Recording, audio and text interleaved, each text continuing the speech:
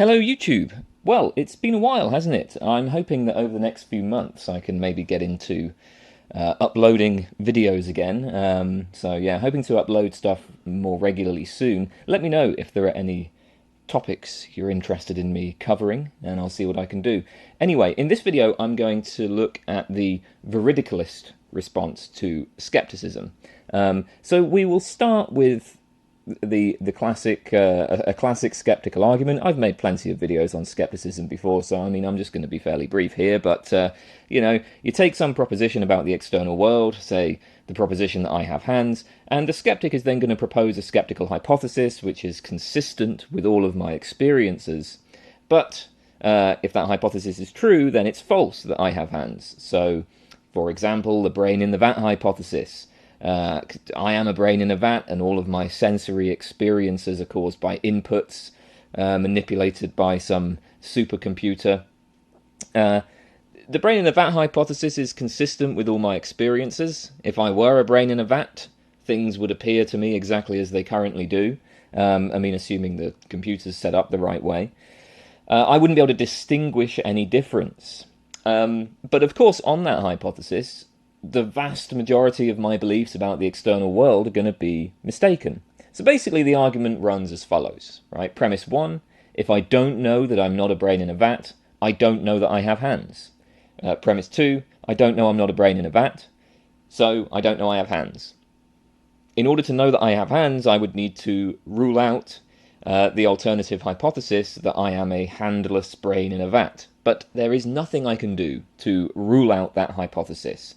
Any perceptual experience could be induced by a sophisticated enough vat that controls the sensory inputs. So I don't know I have hands. And of course this argument is going to generalize to various propositions about the external world and of course to various other skeptical hypotheses. If I don't know that not S, I don't know that P. I don't know that not S, so I don't know that P. Because there's a variety of skeptical hypotheses. There's, the dreaming hypothesis. Maybe all of this is just a dream. There's the evil demon hypothesis. Maybe there's a super powerful evil demon, something like the devil, is directly manipulating my mind in order to create all of my experiences. There's the simulation hypothesis, which is that we're all part of a very sophisticated computer simulation. I mean, it's not just that, I'm a brain in a vat with the computer influencing the brain. It's that, like, all of me is just part of some computer simulation. These are some of the famous examples, and of course there are many more. So any of these skeptical hypotheses is going to threaten all of our empirical knowledge about the world. All right, well, that's a pretty standard sort of argument. Now, as I said, in this video we're going to look at a response to skepticism known as Veridicalism. So Veridicalism accepts the second premise of the skeptical argument. The Veridicalist accepts that I can't rule out any of these skeptical hypotheses. So I don't know that I'm not a brain in a vat. I don't know that I'm not being deceived by an evil demon, etc. But the Veridicalist denies the first premise. So according to Veridicalism, even if I am a brain in a vat, I still know that I have hands. And the reason for this, according to Veridicalism, is that subjects in these skeptical scenarios hold mostly true beliefs. So even if I'm a brain in a vat, it's still true that I have hands. A brain in a vat can have a justified true belief that they have hands. So even though, for all I know, I am a brain in a vat, I still know that I have hands. The most famous current proponent of Veridicalism is David Chalmers. So I'll focus on his work here. There are many different ways of being a Veridicalist. The key thing about the sort of key distinguishing feature of Veridicalism is simply this claim that a subject in a skeptical scenario actually holds mostly true beliefs. So in a way, skeptical scenario is a bit of a misnomer. These scenarios aren't really skeptical scenarios at all, because actually, if you are a brain in a vat, the vast majority of your beliefs about the world still come out as being true. So it's not really, you're not in a skeptical situation there. So an initial motivation for veridicalism comes from our reaction to surprising scientific discoveries. So we've always believed that hands are solid objects, and I mean you might say that solidity is an essential property of hands. In the sense that something couldn't be a hand if it were not solid. Anything that's liquid or gas couldn't really be a hand. You might say that. Solidity is an essential property of hands, and traditionally we have thought that solidity involves matter occupying all of the space. Like for an object to be solid means that its matter fully occupies the space within it. It can maintain its shape. It has a shape that it can maintain without external interference, and then its matter kind of fully occupies the space within that shape. But then we made this surprising discovery that all of the solid objects with which we're familiar are mostly empty space. As it turns out, like the particles that compose all of these solid objects, it's actually mostly empty space. And this is, of course, only one among many surprising discoveries about ordinary objects, such as hands. It turns out the hands are very unlike what we initially took them to be. So, did we thereby discover that hands do not exist, that we were wrong to believe that we have hands? Well, of course not. Hands exist all right, just not in the way that we thought they did. These days, solidity is defined just more in these sort of functional terms. Solidity is just a matter of, I don't know, being able to maintain a shape without interference, resistance to external forces, whatever. The idea of, solidity as involving this, like, total spatial occupation, that has been dropped. So, we can say, look, we discovered something surprising about the underlying metaphysics of hands. But the ordinary belief, there are hands, doesn't presuppose anything about the underlying metaphysics of hands. Hands might be composed of matter spread through a spatial continuum, or they might be composed of tiny particles jostling an empty space, or they might be composed of some, balance of the four humours, black bile, yellow bile, phlegm and blood, or they might be composed of the ideas in the mind of God, or they might be composed of billions of tiny fairies or something. Our ordinary belief that there are hands is just silent on this. And of course we may well have beliefs about these things. We may believe that hands are composed of particles, or that hands are composed of ideas in the mind of God. But those additional beliefs need not be true in order for it to be true that we have hands. When we discovered that the metaphysics of hands was different from what we thought, we didn't conclude, oh, hands don't exist.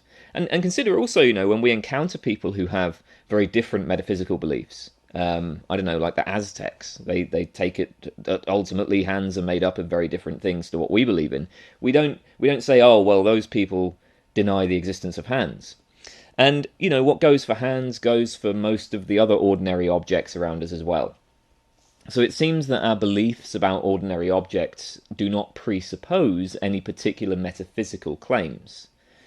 And this point is, an important motivation for veridicalism, because the idea is going to be, well, these skeptical scenarios, what they're really doing is, what would happen if we discovered that we were in a skeptical scenario? If I discovered that I was a brain in a vat, is that I would be discovering something surprising about the underlying nature of hands. I would be discovering that hands are actually composed of, electrical impulses created by a supercomputer. But that's a discovery about the underlying metaphysics of hands, and, the existence of hands is kind of tangential to that. So as I said, there are many versions of veridicalism. Chalmers's idea is a form of what's known as structuralism. So basically, Chalmers says this is in his article, Structuralism as a Response to Skepticism. He talks about this at length. So his idea is that all physical claims are equivalent to structural claims, or at least all claims about, ordinary physical objects are equivalent to structural claims. So, these are claims that use the sort of physical language that references, space, time, mass, quantity, these sorts of ordinary object terms in that domain.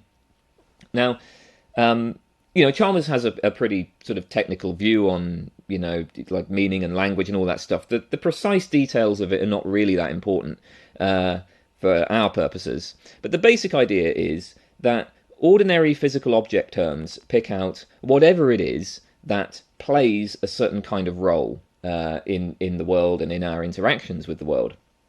So again, we'll take the term hand, right? The idea is that hand is referring to whatever it is that plays the hand role. And this is a kind of role that can be defined in functional terms. The term hand refers to whatever that thing is that's attached to the end of an arm, that has 5 digits, that has opposable thumbs, that can pick up and manipulate objects, that's associated with sensations of touch, temperature, pain, that produces certain visual impressions of shape and color when you look at it. So like I open my eyes, right? Like I'm opening my eyes, and then there's this thing that has a certain shape and a certain color, right? Like that's what the hand is. So hand refers to certain observable dispositions, or to whatever it is that realizes those dispositions.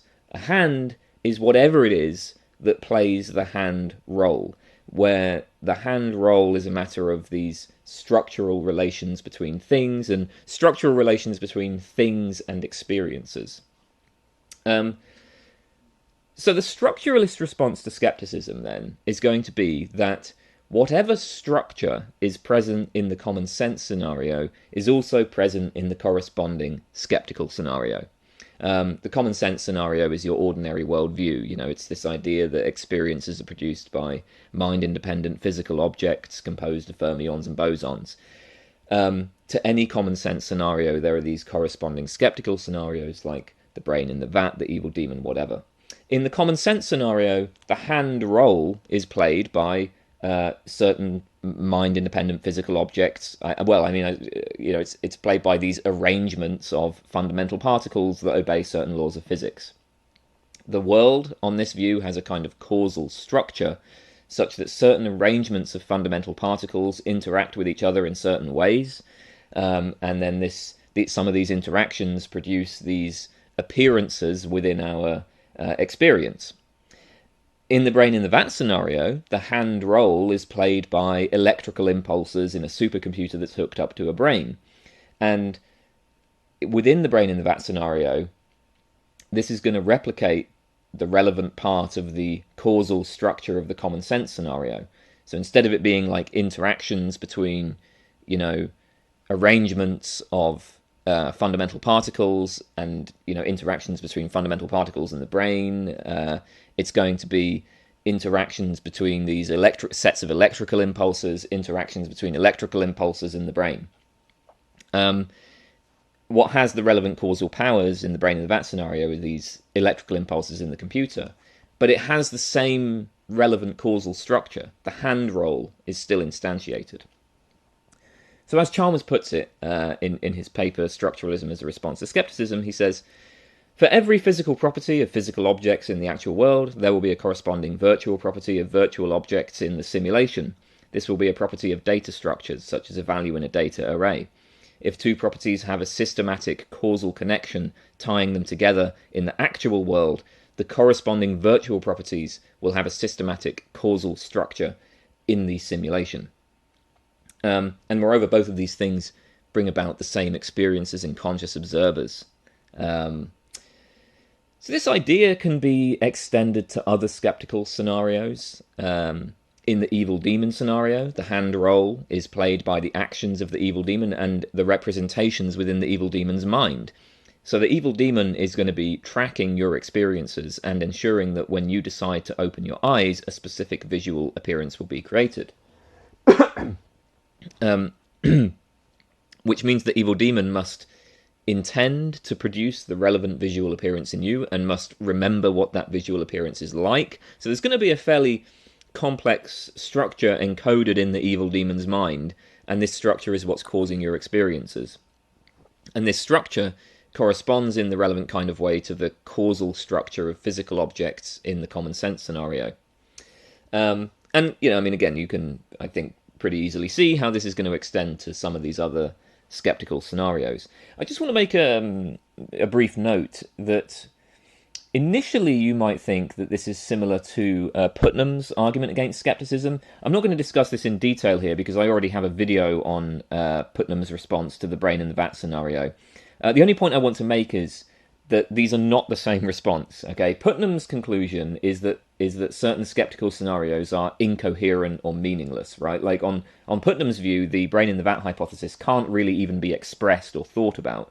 And that's very different from veridicalism, because the veridicalist is saying, no, these hypotheses are perfectly meaningful. And like, I really might just be a brain in a vat and I can't rule it out. The point is that even if I am a brain in a vat, most of my beliefs are true. The skeptical scenario is meaningful. It's just, well, it's just not really a skeptical scenario, right? So that's quite different from what Putnam is saying, even though in some ways, the points that are being made about language are kind of similar. Anyway, I'll put a link up in the comments to my video on Putnam. Just a quick advert, I do have a Patreon. There's a whole bunch of bonus videos on the Patreon that you can access if you're interested. Also, I have a PayPal. I mean, if you wanted to just throw me some cash, it helps. These videos do take a lot of time to put together, so, every little helps, as they say. All right, then. Let's turn to some concerns about veridicalism. So, I mean, one general worry about veridicalism, and there's kind of many ways that this worry can be raised, is that it's going to have pretty significant limits to the amount of knowledge that it can save. Grace Helton, in her article on being a lonely brain in a vat, argues that veridicalism just doesn't address the problem of other minds. So, obviously, you appear to be surrounded by various other people, and you take yourself to have relationships with many of them, and maybe some of the most important events in your life will consist in your relationships with other people. Now, presumably you assume that these other people are not just automatons, right? They have minds like yours, and indeed it is the very fact that they have minds like yours that's what makes possible the kind of shared feelings and experiences that are part of these, relationships, fulfilling relationships, right? You love your girlfriend and she loves you. You have mutual feelings for one another. If you were to learn that your girlfriend just doesn't actually care about you at all, that she has no thoughts about you, well, you might find that a little bit disturbing. Okay, so, lots of significant things seem to involve our assumption that other people have minds like ours. Now, suppose you're a brain in a vat. If veridicalism is right, what this means is that there are real human bodies that you can really interact with. But these bodies are not going to be connected to other brains in vats. Indeed, depending on how the brain in the vat program works, these other bodies may not even be realized most of the time. Maybe the program only generates them when you're actually interacting with them. So Helton suggests that, imagine a computer that uses a kind of brute force program, as she puts it, one which employs what is in effect a very large lookup table to offer seemingly sophisticated behavioral and linguistic responses across all relevant domains. But anyway, I mean, it's just, that's only going to be happening when you're actually interacting with these other bodies. When you leave the room, the other bodies just, stop, basically. They kind of disappear.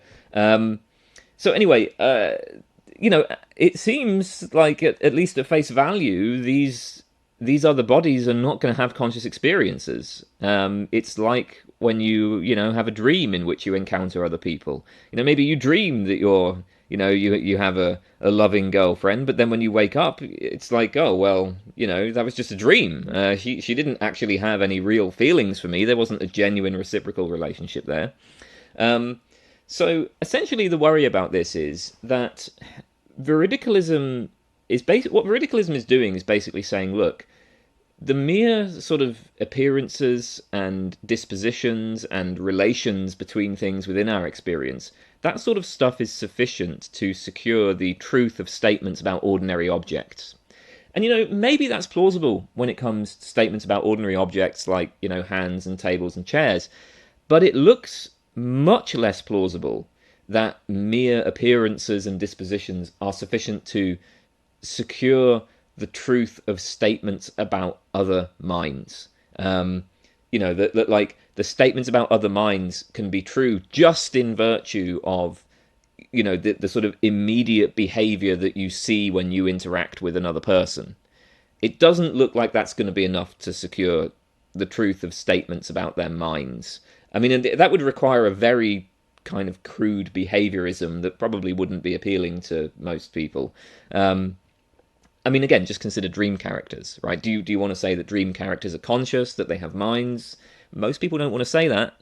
You're probably reluctant to attribute any mental states to them, any mental states whatsoever. So, you know, yeah, I mean, ultimately, veridicalism, if this is right, veridicalism is not going to secure the truth of statements about other minds.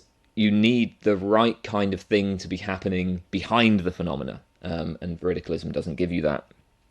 Another potential limitation is that it's questionable whether veridicalism can really save our knowledge of the future. So suppose, for instance, that you are a brain in a vat that is part of a short-term experiment. Maybe the brain was created only a week ago and it's only going to last another day. Now, of course, it has memories that indicate a longer life, but those memories are false. Or maybe you're an entity in a short-term computer simulation, or maybe an evil demon has created you, but again, only for a short period. Or maybe, your current experience is something analogous to a dream, where like very soon you're just going to wake up. You haven't been here for anywhere near as long as it seems, and it's very shortly going to come to an end. So in all of these cases, it will seem to you like you have existed in this world for a very long time, but that's just an illusion. Your life has only actually been a week, a day, just 5 minutes maybe, and it's going to come to an end very, very soon. And with it, of course, all of the ordinary objects around you are going to cease to exist as well. Once the simulation ends, it's not just that you die. The causal structure that realizes all the hands and legs and tables and chairs, that's going to get shut down as well. Veridicalism doesn't really seem to have much to say about these scenarios. So you might say, for instance, well, the sun has risen for billions of years and the sun will continue to rise for billions of years more. Okay, well, I mean, if veridicalism is right, there is really a planet and there is really a sun, but the timeline is wrong. And as with the case of minds, it really doesn't seem plausible to say that mere appearances, that like the present appearances and dispositions of things are sufficient to secure the truth of statements about the future. So when I predict, for instance, that the sun will rise tomorrow, well, surely that's not true just in virtue of like whatever memories and present experiences support the prediction. I mean, after all, like when I'm making a prediction, right, a prediction about something that has not yet happened, I guess part of what I'm assuming is that I might in principle turn out to be incorrect. So like, let's say suppose I say that the sun will rise tomorrow, and then later that day a surprising cosmic disaster occurs which destroys the sun. Well, you wouldn't want to say that my earlier statement was true just because I had memories and experiences that indicated that the sun would rise tomorrow.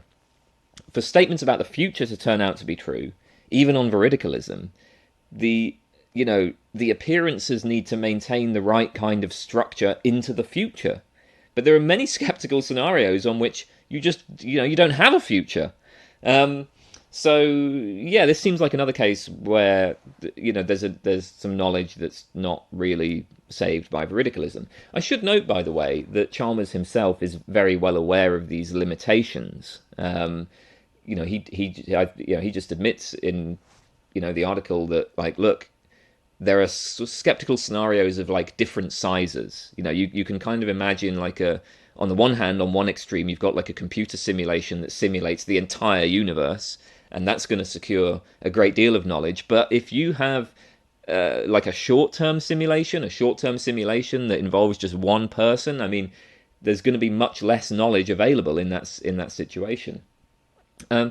So Chalmers admits that these limitations do exist. But I mean, I suppose the thing is that given these limitations, we might wonder whether veridicalism, even in principle, could be successful as a response to skepticism. Because, ultimately what's worrying about skeptical scenarios is that they challenge something that we care about.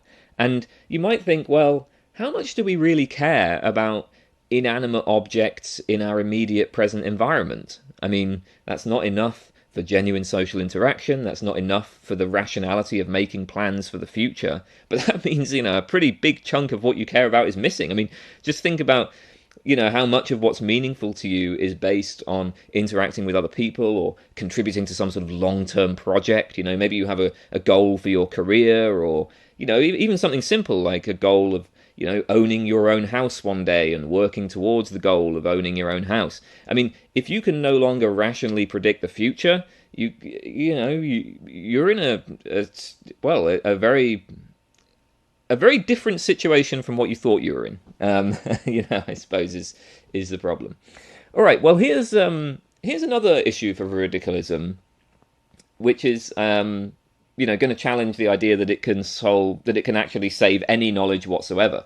So recall that according to veridicalists, the term hand basically refers to whatever it is that tends to cause hand appearances.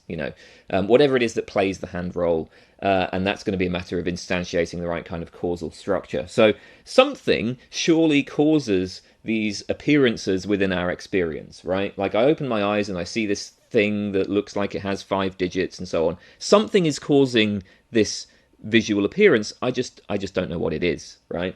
So what's being assumed here is that none of the skeptical scenarios challenge causality.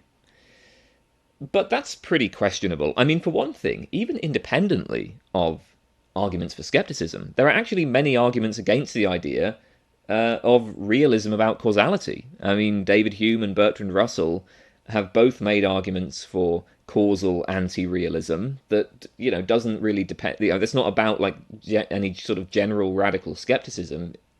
There are arguments that target causality in particular. Kant would argue that causality is only an aspect of the phenomena. It can't be attributed to the noumena, to the things in themselves.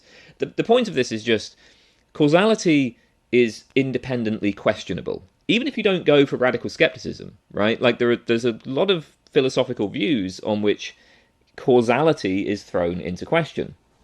But the point of that is, if you're entertaining skepticism, you're surely going to be entertaining the idea that, well, maybe there's just no causality. Maybe causality is just one of these radically mistaken beliefs.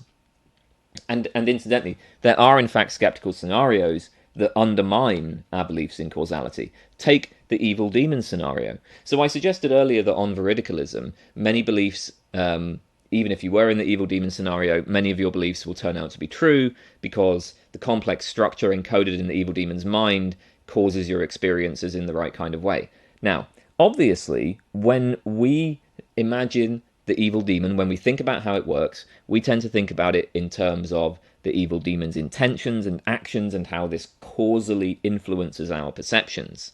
But it's not at all obvious that that is the right way to think about it, because belief in causality may just be another falsehood that the demon has created in us. Indeed, remember that when Descartes first introduced the demon scenario, the point was that the demon can influence the most basic reason. Like even when you reason, for instance, that 1 + 1 = 2, it might be that, when you imagine 1 + 1 and then you perform that operation in your head and you derive 2, it might be that the demon is interfering with your thinking and you're being led astray. Like every step of inference, every inferential step can be screwed up by the evil demon. And so if we can be mistaken about basic arithmetic, then, surely we can be mistaken about these more metaphysically loaded ideas like causality. Of course, you might say, well, look, if there are no genuine causal relations, what's really going on? How do we account for the coherence of experience? How can the demon deceive us if he can't causally influence us? Well, I mean, who knows? But, it might just be that we're not equipped with the right sort of cognitive tools to even conceive of what the world is like. Maybe we are in a kind of the sort of situation that Kant described, where the noumena is just totally incomprehensible to us. The world in itself might just be something completely beyond our comprehension. If this seems ridiculous, I would point out, actually, that, there are reports of people who've taken drugs like DMT where they'll sometimes say that actually the kind of experience that you have is one where these ideas of space, time, causality, these things that we just take for granted and you maybe can't even see how they could, how that could be false. Actually, there are experiences where these concepts simply don't apply. And so, maybe the world is really like that. It's incomprehensible. So, the point of this, then, is that if this is right, veridicalism is only going to work against a specific class of skeptical scenarios. Now, maybe those skeptical scenarios are the only relevant ones. It might be argued that non-causal skeptical scenarios can't even be coherently conceived, or maybe they can be ruled out by other means or whatever.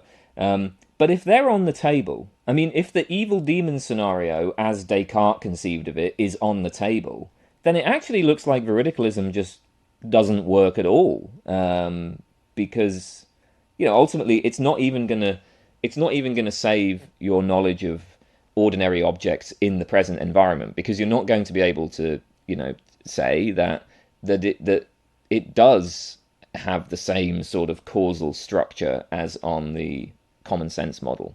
That's the challenge. All right then.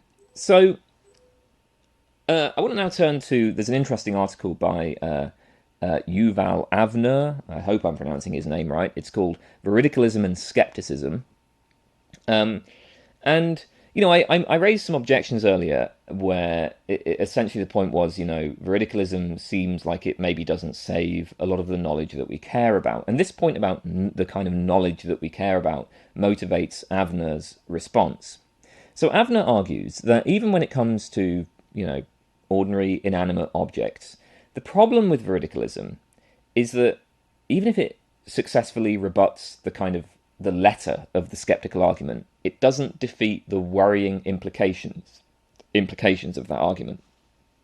So, for many philosophers, skepticism is a problem, right? The skeptical argument implies something that is worrying or unacceptable about our ordinary beliefs. And this is what motivates us to debate skepticism and to wonder how it is that the skeptical challenge might be answered.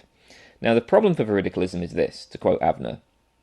He says, "To try to solve the problem, one might refute the argument. However, if such a refutation implies that same worrying thing, then one has not thereby solved the problem. Rather, one has arrived at the same problem via a different commitment." And this is the position that veridicalism is in, according to Avner. So the skeptic says, look, I don't know whether I have hands. And the veridicalist does technically avoid this conclusion, but according to Avner, they only avoid this conclusion by committing us to something that is just as worrying as the skeptical conclusion. So they haven't really solved the problem. Now, before explaining Avner's argument, I want to distinguish veridicalism from a related response, but it's a different response, which I'm calling no-problemism. Okay, so according to no-problemism, the skeptical argument just isn't a problem in the first place, right? The no-problemist accepts that skeptical scenarios are coherent, they can't be ruled out, and she accepts that these scenarios imply that we have no knowledge of the world, that for all we know we're massively deceived about how things are, and so on. But the no-problemist just doesn't care. Skepticism is not a problem to be solved. For the no-problemist, it doesn't matter whether or not skepticism is true. If skepticism were true, it would make no difference to anything that is important to the no-problemist. Right, so, key point is that veridicalists are not no-problemists, because veridicalists do think that skepticism is a problem to be solved. Veridicalists grant that skepticism raises some sort of worry, and they are trying to propose a solution to it. So with that in mind, we need to think about, well, what exactly is the problem with skepticism? Like, what's the worry that's being raised by this? Okay. So, the idea is that the worry that's raised by the skeptical argument is going to basically be something that follows from this claim, right? I don't know whether I have hands, because I might be a brain in a vat, or a demon victim, or I might be dreaming, etc., etc., right? I don't know whether I have hands because I might be in one of these scenarios. So basically, the world might be radically different from how I believe it to be. I may be in a state of deep ignorance about how the world is. I can imagine one day being brought out of the vat and shown that, all of this life was just an illusion. And that's the worry, right? So the veridicalist says, well, regardless of whether any of these skeptical hypotheses are true, I do know that I have hands. And I do know all of these things about ordinary physical objects. But she defends this claim only by endorsing the following claim. I don't know whether these hands are brain in a vat appearances, demon-induced appearances, dream appearances, etc. Now, Avner's point is, if you find that skeptical conclusion to be worrying, wouldn't it be kind of weird not to find the veridicalist conclusion worrying as well? Because it seems like, in some important sense, they are saying the same thing, right? What they are both expressing is this deep ignorance about the way the world is. What they're both expressing is the following. They're both saying, I don't know whether the source of this experience is an ordinary physical object, a brain in a vat computer, an evil demon, a dream, etc. And it's this ignorance that has always been, at least according to Avner, that's always been what people find worrying about skepticism. So Avner says, look, the veridicalist hasn't really offered an alternative. They've basically just reformulated the skeptical conclusion. So, you know, okay, the skeptical conclusion no longer uses words like knowledge or whatever, but the point about massive ignorance of the world remains. So, I mean, if we consider this from perhaps a slightly different point of view, right? If veridicalism is right, then what that means is that the proposition "there are hands" or "I have hands" is true, right? So I can legitimately apply the term "hand" to these things that I see when I open my eyes, regardless of whether any skeptical scenarios are true. The application conditions for the term "hand" are satisfied. Right, we legitimately apply the term hand to anything that satisfies the following disjunction: physical object caused hand appearance, brain in a vat caused hand appearance, demon caused hand appearance, etc. So the veridicalist basically gives us the right, she gives us some sort of warrant to talk in an ordinary way, even if we are in skeptical scenarios. And thereby she says, look, I've saved all of our ordinary beliefs about the world. But Avner says, no, this just completely misses the point of the skeptical challenge. Because here's the thing, what the veridicalist offers is that ordinary object terms are vindicated. She offers us something about language, right? But she still leaves us knowing pretty much nothing about the way the world really is.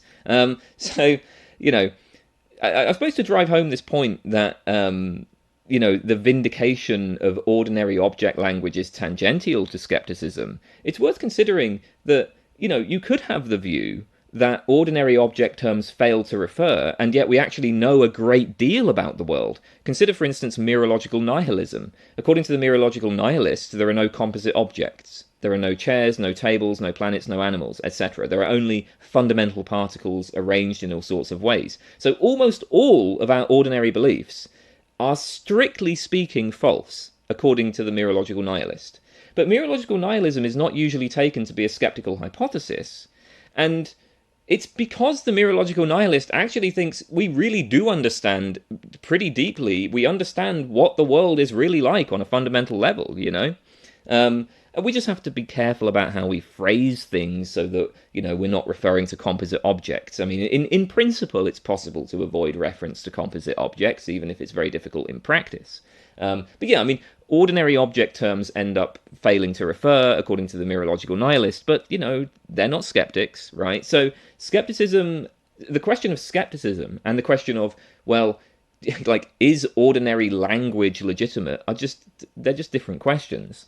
As Avner points out, historically, skepticism was not formulated in terms of whether the application conditions for ordinary object terms are satisfied.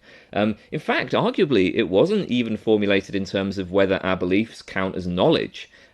David Hume, for example, presented his skeptical arguments in terms of how we can determine the ultimate causes of the perceptions of the mind. So here's Hume, I quote, "By what argument can it be proved that the perceptions of the mind must be caused by external objects entirely different from them, though resembling them, if that be possible, and could not arise either from the energy of the mind itself, or from the suggestion of some invisible and unknown spirit, or from some other cause still more unknown to us?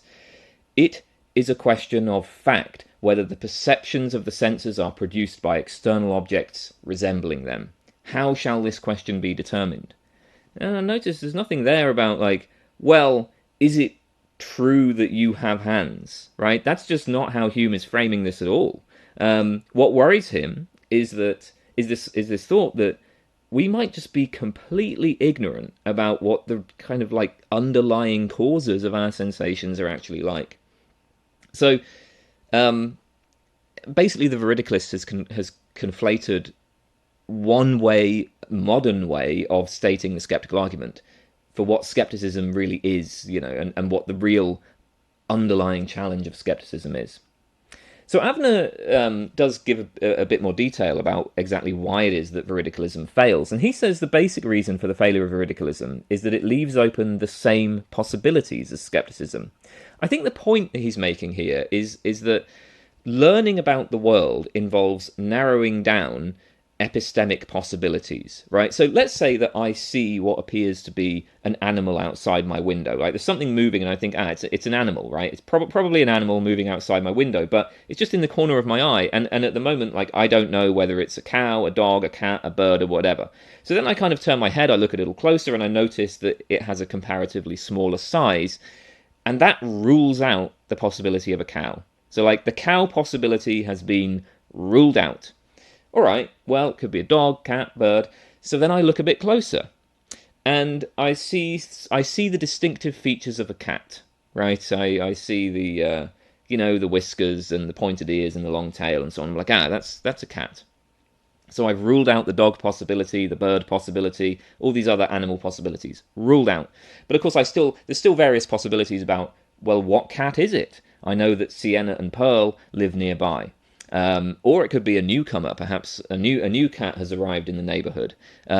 So which cat is it? Well, I know that Pearl is a diluted tortoiseshell cat, a kind of greyish colour, but this cat has more vivid colours, so okay, it can't be Pearl. With each of these observations, right, I'm ruling out possibilities. I'm narrowing down the possibilities, and of course I can keep investigating and narrowing down the possibilities further. But that's what it is to actually learn stuff about the world.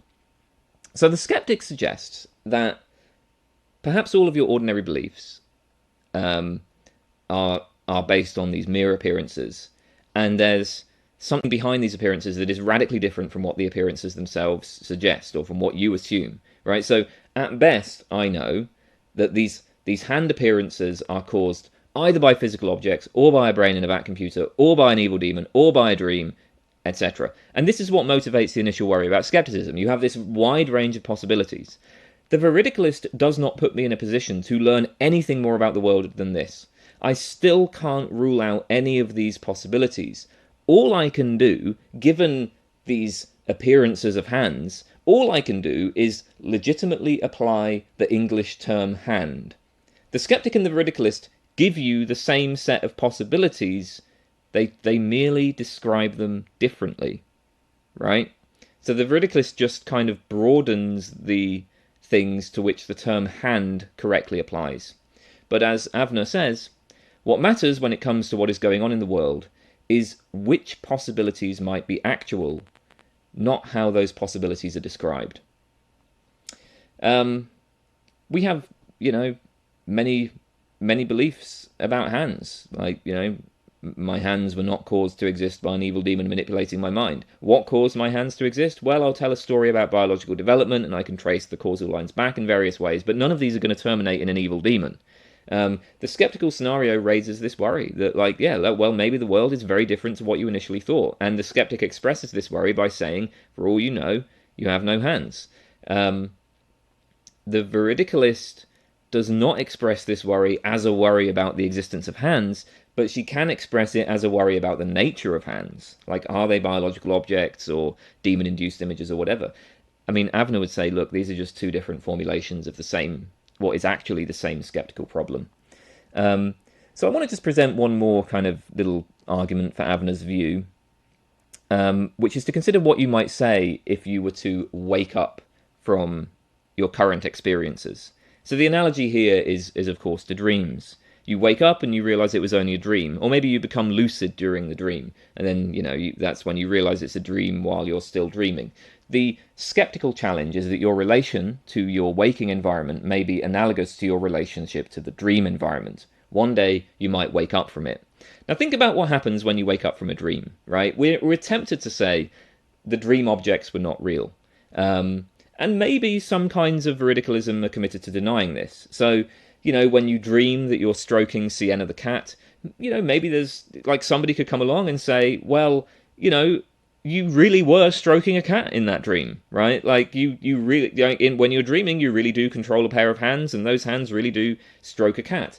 But that's rather irrelevant, isn't it? Because real or not, what happens when you wake up from a dream is that it totally loses its significance. All of the things that mattered in the dream world no longer matter. The dream world seems insubstantial and irrelevant compared to the waking experience. Maybe you dreamt that you were a great emperor living in luxury, but that's not going to alleviate your waking concern that you recently lost your job and you can't pay the rent tomorrow. Maybe you dreamt that you were being chased by a lion, right? But then all of your fears vanish when you're in the comfy sheets of the warm bed, right?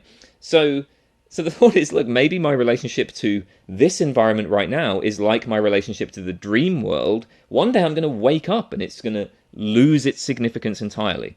And Veridicalism does nothing to help with that worry. And again, it's worth noting, some people report actually having that kind of experience. There are certain types of meditation where the way that people are inclined to describe the experiences that occur is that, they wake up and then they kind of have this direct realization that all of this was an illusion. Some people who take drugs like DMT report radically different perceptual experiences accompanied by the sense that what they're experiencing there is the real world and that their whole previous life was an illusion. So these sorts of experiences, these kind of meditative things, or the DMT experiences, they're often described as having a feeling of like veridicality. They have a greater vivacity, a greater veridicality than ordinary perception. So it seems at least, there's a possibility that, you may well be confronted with an experience of just all of this, of waking up from all of this, and then all of this losing its significance. And it's very hard to see how Veridicalism can help with that. All right, so I want to end with just a summary of, I suppose, the kind of general point. The thought is this. If my ignorance about the existence of, I guess what we could call like standard biological hands is a problem, right? If my ignorance regarding the underlying nature of things is a problem, then Veridicalism doesn't actually solve the problem. On the other hand, if it's not a problem, if my ignorance regarding the underlying nature of things is not a problem, then there is no problem for Veridicalism to solve. So Veridicalism would be redundant. This would be the position of the no-problemist. Remember, I drew that distinction between Veridicalism and no-problemism. The no-problemist would say, with respect to whether hands are biological objects or brain-in-a-vat machine programs or whatever, that, look, there's no problem. It doesn't make any difference either way. But if that's your response, then Veridicalism itself is not really doing any work in that response. Veridicalism does not itself show that ignorance about the nature of things is insignificant. So yeah, if the skeptical challenge is a problem, Veridicalism doesn't solve it. It may be that the skeptical challenge just isn't a problem, but then that does look like a different response is being made.